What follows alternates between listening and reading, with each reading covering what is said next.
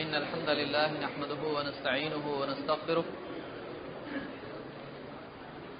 ونعوذ بالله من شرور أنفسنا ومن سيئات أعمالنا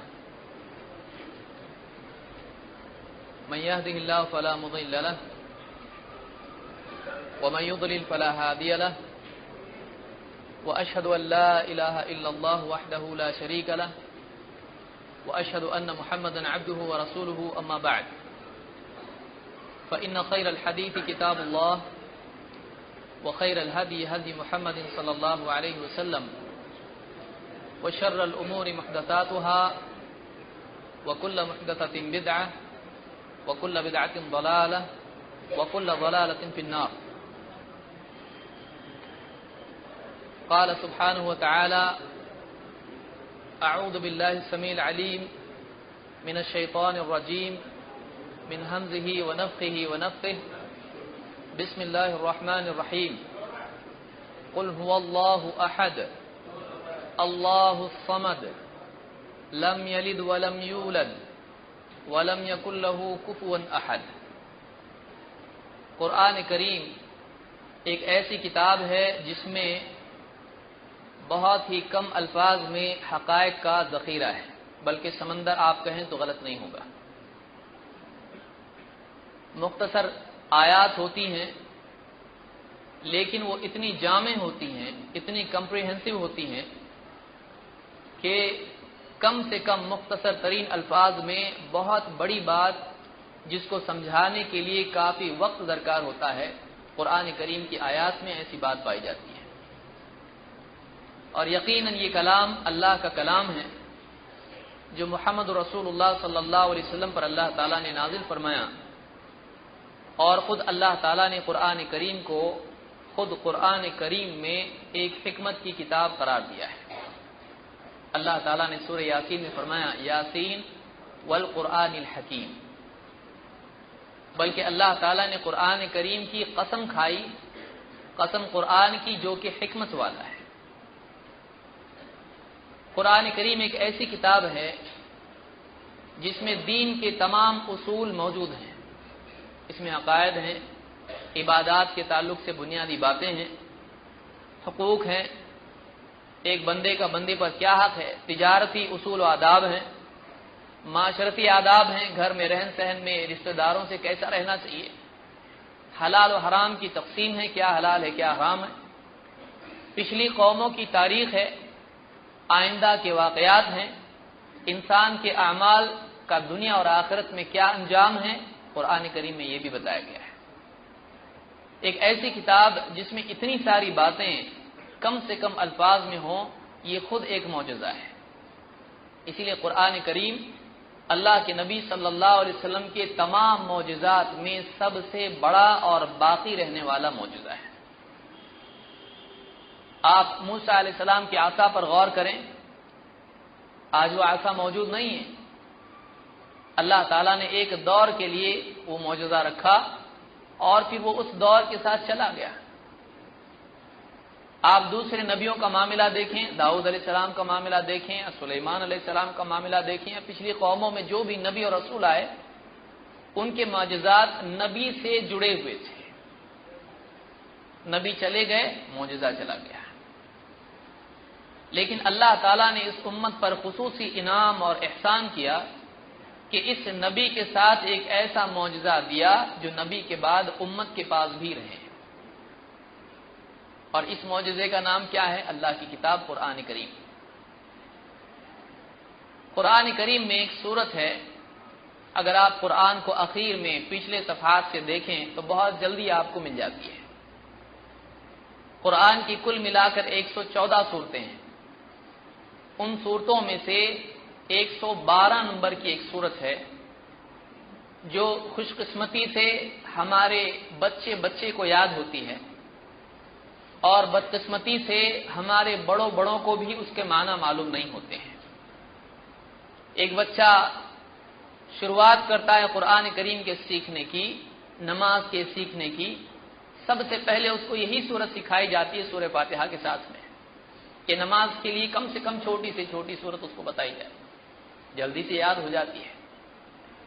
لیکن کتنے ایسے لوگ ہوتے ہیں اگر آپ اس کو اکثریت کہیں تو غلط نہیں ہوگا، کہ 60 سال تک نماز پڑھتے ہیں لیکن ان کو اس چھوٹی سی چھوٹی 4 آیتوں والی سورت کے معنی بھی معلوم نہیں ہوتے ہیں، باقی قرآن تو بہت دور کی بات ہے۔ اور عجیب بات یہ ہے کہ یہ سورت 2 جگہوں پر ہمارے کام عام طور سے آتی ہے۔ نمبر 1، جب فاتحہ دینا ہو، اس سورت کا استعمال کہاں ہے، کہاں اس کو پڑھا جاتا ہے؟ عام طور سے علم کی کمی کی وجہ سے ہمارے بہت سارے بھائی بدعت میں مبتلا ہوتے ہیں۔ فاتحہ دینے کے لیے سورت کام آتی ہے، 4 قل پڑھو، اس میں سے 1 قل یہ بھی ہے۔ فاتحہ سنت نہیں ہے، ثابت نہیں ہے۔ اور دوسری، جب ہم کو بہت جلدی ہو تو ایسے وقت میں یہ سورت بہت کام کی سورت، اللہ کا احسان محسوس ہوتا ہے کہ چھوٹی سورت بھی اللہ نے رکھی ہے، کہ جلدی سے نماز پڑھ کے بھاگنا ہے تو کون سی سورت پڑھیں گے؟ قل هو اللہ احد، یا پھر والعصر، یا پھر انا اعطیناک الکوثر، جلدی سے پڑھ لیے، سجدے ہو گئے، بھاگو۔ یہ اتنی جامع صورت ہے کہ جو آدمی ان کے معنی پر غور کرے گا اور اس کے دل میں یہ بات جگہ پکڑے گی، اس کی توحید میں کبھی دراڑ پیدا نہیں ہوگی۔ یہ توحید والی صورت ہے۔ اس کا نام کیا ہے؟ بہت سارے مسلمانوں کو نام معلوم نہیں ہے۔ اس کا نام سورۃ الاخلاص ہے۔ اخلاص کے معنی ہوتے ہیں خالص کرنا۔ خالص کا معنی ہوتا ہے پیور، جس میں کوئی اور ملاوٹ نہ ہو۔ یہ سورۃ الاخلاص کیوں ہے؟ علماء نے کہا اس لیے ہے کہ آدمی کے عقیدے کو خصوصاً اللہ کے بارے میں خالص کر دیتی ہے۔ اس صورت میں آدمی کا عقیدہ اللہ کے بارے میں، اپنے خالق کے بارے میں، اپنے مالک کے بارے میں، اپنے معبود کے بارے میں کیا ہونا چاہیے۔ انسانیت کی تاریخ اگر آپ دیکھیں تو انسانیت کی تاریخ میں آپ کو دکھائی دے گا کہ بہت سارے لوگ اللہ کو مانتے تھے لیکن اللہ کو ماننے کے باوجود وہ شرک میں مبتلا ہوئے ہیں۔ خدا رب کے بارے میں اللہ تعالیٰ نے قرآن کریم میں فرمایا وَمَا يُؤْمِنُ أَكْثَرُهُم بِاللَّهِ إِلَّا وَهُمْ مُشْرِكُونَ۔ سورہ یوسف میں آپ دیکھ لیں آخر میں اللہ تعالیٰ نے عرب والوں کے بارے میں کہا کہ وَمَا يُؤْمِنُ أَكْثَرُهُم بِاللَّهِ، ان عرب کے لوگوں میں سے اکثر لوگ اللہ پر ایمان لاتے ہیں، اللہ کو مانتے ہیں، الا وهم مشرکون، لیکن اس کے باوجود وہ مشرک کے مشرک ہی ہیں۔ تو اللہ کو مان کے بھی مشرک ہے۔ کیوں؟ اس لیے کہ اللہ کو ماننا یہ توحید نہیں ہے۔ اللہ کے بارے میں وہ عقیدہ رکھنا جو اللہ کے نبی صلی اللہ علیہ وسلم نے سکھلایا کہ اللہ تعالیٰ اپنی ذات و صفات میں اور حق عبادت میں اکیلا، منفرد، یکتا، واحد ہے، اس کا کوئی شریک نہیں ہے۔ وہ اکیلا رب ہے اور کوئی رب نہیں ہے۔ وہ اکیلا ساری کائنات کا خالق و مالک ہے اور کوئی نہیں ہے۔ وہ اکیلا رب ہے، وہ اکیلا رازق ہے، رزق دینے والا ہے۔ وہ اکیلا ہے جو کائنات کا نظام چلا رہا ہے، کوئی اور نہیں چلا رہا ہے۔ بڑی سے بڑی ہستی ہے، محتاج ہے، وہ کسی کا محتاج نہیں ہے۔ اور بندوں کی عبادتوں کا اکیلا حقدار وہ ایک اللہ ہے۔ جب سب اس کا ہے، سب اس نے دیا ہے، تو پھر شکر اسی کا ہو، اسی کے آگے سر کو جھکائے، اسی کے آگے ہاتھ اٹھائے۔ ساری عبادتیں صرف اللہ کے لیے خاص کرنا ہے، اس کو توحید کہتے ہیں۔ تو اللہ کو مان لینا یہ توحید نہیں ہے، یہ ایمان ہے۔ لیکن ایمان کے ساتھ توحید بھی ضروری ہے۔ آپ بتائیے اللہ کے نبی صلی اللہ علیہ وسلم کے پہلے جو لوگ تھے، آپ کے نبی بننے سے پہلے وہ اللہ کو مانتے تھے کہ نہیں مانتے تھے؟ مانتے تھے۔ اسی لیے اللہ کے نبی صلی اللہ علیہ وسلم کے والد کا نام کیا تھا؟ عبداللہ۔ آپ کے والد کا نام عبداللہ ہے۔ عبداللہ کے کیا معنی؟ اللہ کا بندہ۔ تو وہ اللہ کو مانتے تھے، لیکن اللہ کے بارے میں یہ عقیدہ کہ اکیلا اللہ خالق ہے، اکیلا اللہ رب ہے، مالک ہے، رازق ہے، کائنات کا نظام چلانے والا ہے، اللہ کی طرح کوئی نہیں ہے۔ اللہ تعالیٰ اکیلا حقدار ہے ہماری دعاؤں کا، ہمارے سجدے کا، ہمارے رکوع کا، ہماری نظر کا، ہماری قسم کا، ہماری ساری عبادتوں کا۔ اکیلا اللہ ہماری ساری عبادتوں کا حقدار ہے۔ یہ جو چیز ہے یہ عربوں میں نہیں تھی، اور اسی کے لیے اللہ کے نبی صلی اللہ علیہ وسلم آئے اور آپ نے لوگوں کو دعوت دی، اور پھر آپ نے جب دعوت دی، آپ کی دعوت اللہ کو مانو کی نہیں تھی، وہ تو پہلے سے مانتے تھے۔ آپ کی دعوت یہ نہیں تھی کہ اللہ کو مانو، آپ کی دعوت یہ تھی کہ اکیلے اللہ کی عبادت کرو، اسی لیے آپ مکہ کے بازاروں میں لوگوں میں اس ندا کے ساتھ چلتے تھے کہ یا ایھا الناس قولوا لا الہ الا اللہ تفلحوا، اے لوگو لا الہ الا اللہ کہو تم کامیاب ہو جاؤ گے۔ لا الہ الا اللہ میں کیا ہے؟ اللہ کو مانو نہیں، اللہ کے سوا کسی اور کو معبود مت مانو۔ بدقسمتی سے بہت سارے ہمارے مسلمان بھائیوں کو کلمے کے معنی معلوم نہیں ہوتے، بلکہ کئیوں کو الفاظ درست طور سے ادا کرنے نہیں آتے ہیں۔ لا الہ الا اللہ کے معنی کیا ہے؟ اللہ کے سوا کوئی عبادت کے لائق نہیں ہے، اللہ ہی عبادت کا حقدار ہے اور کوئی عبادت کا حقدار نہیں ہے، لائق نہیں عبادت کی۔ یہ دعوت تھی اللہ کے نبی صلی اللہ علیہ وسلم کی۔ لیکن مشرکین کے ساتھ ساتھ جب آپ مکہ سے مدینہ آئے تو اور دو قوموں سے سابقہ پیش آیا۔ عرب میں اور دو قومیں بھی رہتی تھیں، صرف مشرکین نہیں تھے۔ وہاں پر یہود تھے، وہاں پر نصارا تھے۔ نصرانی کرسچنز کو کہتے ہیں، یہود آپ جانتے ہیں یہودی اسلام کے سب سے بڑے دشمن جو موسیٰ علیہ السلام کے ماننے والے ہیں۔ ان دونوں میں بھی عقیدے کے اعتبار سے اگرچہ یہ بات مسلم تھی کہ اللہ ایک ہے اور ایک اللہ کی عبادت کرنا چاہیے، لیکن ان میں بھی عقیدے کا بگاڑ تھا اللہ کی نسبت سے۔ یہود مانتے تھے کہ عزیر علیہ السلام اللہ کے بیٹے ہیں، نعوذ باللہ، اور عیسائی مانتے تھے کہ عیسیٰ علیہ السلام اللہ کے بیٹے ہیں۔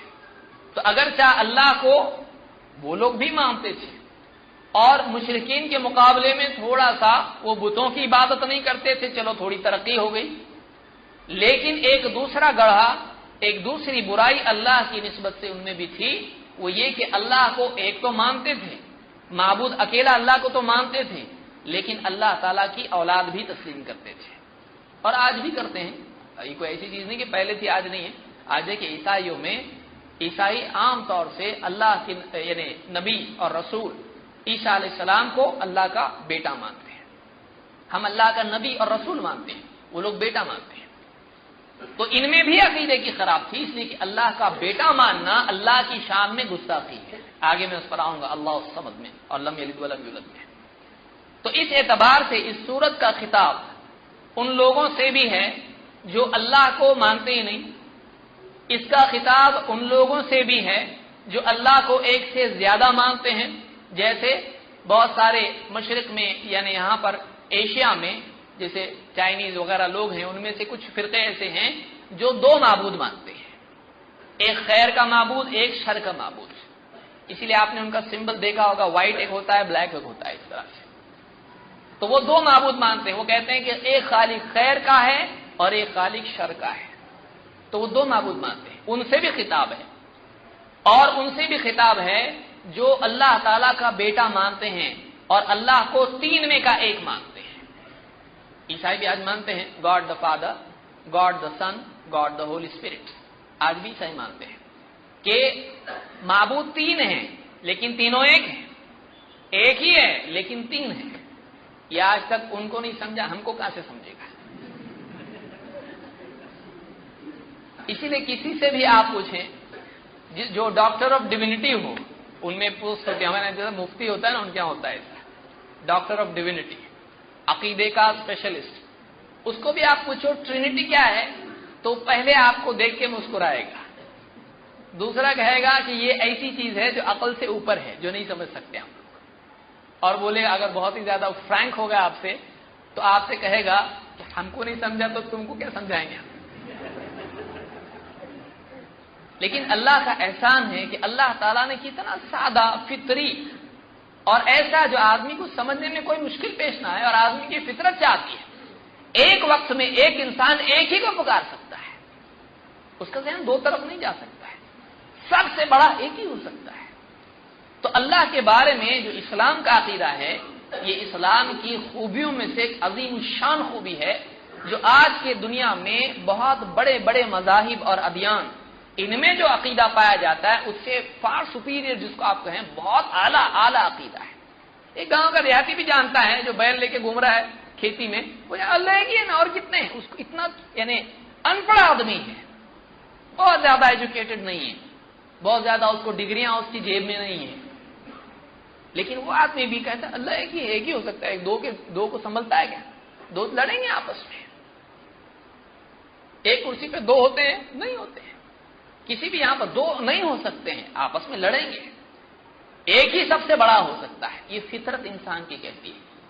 دو برابر بڑے نہیں ہو سکتے ہیں، ایک ہی ہو سکتا ہے. یہ اسلام کا عقیدہ ہے. لیکن آپ دوسرے دینوں میں دیکھیں، مشرکین کئی معبودوں کو مانتے ہیں. کوئی پانی کا ہے، کوئی بارش کا ہے، کوئی آگ کا ہے، کوئی سمندروں کا ہے، کوئی پیڑ پودوں کا مالک اور رب ہے. ان کے تقسیم ہوئے ہیں اس طرح سے. تو اللہ تعالیٰ نے اس صورت میں ایک مجمل انداز میں، اختصار کے ساتھ میں، اسلام کے سب سے اہم عقیدے توحید کو آسان سے آسان اور مختصر سے مختصر الفاظ میں دے دیا، تاکہ مسلمانوں کا بچہ بچہ اس صورت کو یاد کریں اور ہر مسلمان کم سے کم توحید کے بارے میں قرآن کا کچھ حصہ اس کے پاس ہو. لیکن افسوس ہے کہ ہمارے مسلمان آج قرآن سے اتنے دور ہیں کہ جو نماز میں پڑھتے ہیں اتنا بھی ان کو معلوم نہیں ہوتا ہے. باقی قرآن تو چھوڑ دیجئے. اور اس سے زیادہ افسوس اس بات کا ہے کہ بہت سارے پڑھے لکھے حضرات پڑھنے کی شروعات کرنے والوں کو کہتے بھائی قرآن پڑھنا نہیں، گمراہ ہو جائیں گے، اس کے لیے 14 علوم چاہیے. آپ بتائیے، عرب کے اس دور میں جب اللہ کے نبی صلی اللہ علیہ وسلم بھیجے گئے نبی اور رسول بنا کر، کیا ساری پبلک 14 علوم والی تھی؟ کیسے کیسے لوگ تھے، دیہاتی اور ایک دم ان پڑھ قسم کے. اس امت کو امت امیہ کہا گیا ہے. هو الذی بعث فی الامیین رسولا. اللہ نے کہا جس نے امیوں میں رسول بنایا. امی کس کو کہتے ہیں؟ امی وہ ہے جو پڑھا لکھا نہیں ہے، پڑھا لکھا نہیں ہے. ان پڑھ لوگوں میں نبی بنایا اللہ نے. قرآن کریم کی بعض آیات مشکل ہو سکتی ہیں عربی نہیں آنے کی وجہ سے، لیکن عام طور سے قرآن ایک آسان کتاب ہے. اس میں نصیحت کی جو باتیں ہیں بہت آسان ہیں، آدمی سمجھ سکتا ہے اس کو. تو قرآن سے دوری گمراہی کے اور ذلت کے اسباب میں سے ایک بہت بڑا سبب ہے. اللہ کے نبی صلی اللہ علیہ وسلم نے فرمایا کہ یہ جو کتاب ہے، ان ھذا الکتاب، اللہ تعالیٰ اس کتاب کے ذریعے سے یرفع بہا اقواما ویضع بہ آخرین، کہ اللہ تعالیٰ اس کتاب کے ذریعے سے بہت سے لوگوں کو اونچا کرتا ہے اور بہت سے لوگوں کو اس کتاب ہی کی وجہ سے ذلیل بھی اللہ تعالیٰ کرتا ہے. آج مسلمانوں کی ذلت کے اسباب میں سے ایک سبب یہ بھی ہے کہ مسلمان آج قرآن سے ویسا رشتہ نہیں رکھتے ہیں جیسے صحابہ رکھتے تھے. یہاں قرآن کا استعمال ہے تو کیسا ہے؟ کوئی مر گیا ہے تو پھر قرآن خوانی کر کے اس کو پہنچاؤ. زندوں کے لیے قرآن نہیں ہے کیا؟ زندوں کے لیے کیوں آیا؟ یعنی آپ سوچیں کہ قرآن کس کے لیے ہے؟ بہت سارے غیر مسلم قرآن پڑھ لیتے ہیں اسلام کو سمجھنے کے لیے. ایک مسلمان زندگی بھر قرآن گھر میں رکھا رہتا ہے، اس کو نہیں معلوم اس میں کیا ہے. کیوں نہیں معلوم؟ اس کو کیوں فکر نہیں ہوتی اس کی کہ ذرا دیکھیں گے تو صحیح اللہ نے کیا بولا ہے. آپ بتائیے، گھر میں زندگی بھر کتاب پڑھی رہے اور نسل پہ نسل، یہ لے تیرے دادا نے کتاب خریدے تھے، یہ لے تیرے پردادا نے لیے تھے، نسل در نسل بھی چلتی ہے. یہ قرآن نسل در نسل بھی ایک نسل سے دوسری نسل میں جاتا ہے. لیکن کتنے لوگ ہیں جو اس کو سمجھتے ہیں کہ کیا ہے؟ نہیں پڑھتے ہیں. اللہ تعالیٰ ہم کو اس کی توفیق عطا فرمائے. یہ بہت بڑی چیز ہے جس کا خیال رکھنا بہت ضروری ہے کہ ہم علماء کی رہبری میں، ایسا بھی نہیں ہو کہ آدمی آزاد ہو جائے، علماء کی رہبری میں اور مفسرین نے جو کچھ قرآن کے سمجھانے کے لیے روایات اور آثار کی روشنی میں جو تفسیر لکھی ہے، اس تفسیر کو ہم پڑھیں. کچھ نہیں سمجھا، علماء ہیں، آپ علماء سے پوچھیے، علماء سے مدد لیجئے. یہ کتاب ایسی ہے کہ آدمی کے دل کی دنیا کو بدل دیتی ہے اور آدمی کو گمراہ ہونے سے بچاتی ہے. اللہ کے نبی صلی اللہ علیہ وسلم فرماتے ہیں کہ ترکت فیکم شیئین لن تضلوا بعدہما. دو چیزیں میں اپنے بعد چھوڑ رہا ہوں، ان دو چیزوں کے بعد تم گمراہ نہیں ہوگے. وہ دو چیزیں کیا ہیں؟ کتاب اللہ و سنتی، اللہ کی کتاب اور میری سنت. اللہ کی کتاب اور میری سنت. اللہ اور اس کے رسول کی بات کو لے کے چلیں گے، اللہ تعالیٰ گمراہی سے بچائے گا. اللہ تعالیٰ ہم سب کو ہدایت پر جمائے رکھے اور سارے انسانوں کو اللہ تعالیٰ اپنی قدرت سے ہدایت دے دے اور سارے مسلمانوں کو اس بات کی توفیق عطا فرمائے کہ قرآن کو پڑھنے والے، سمجھنے والے، یقین کرنے والے، عمل کرنے والے بنے.